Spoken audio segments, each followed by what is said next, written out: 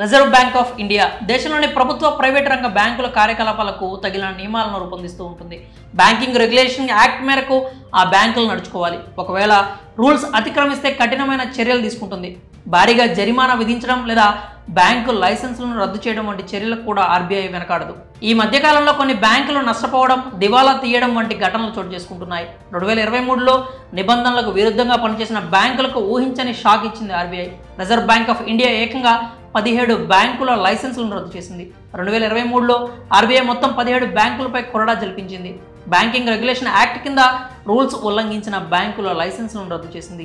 ఇందులో Lucknow urban cooperative bank, Shankarrao Pujari Nutan Nagari Sahakari bank limited, Shri Sharada Mahila cooperative bank, Harihareshwar సహకార bank మొదలైనవి ఉన్నాయి.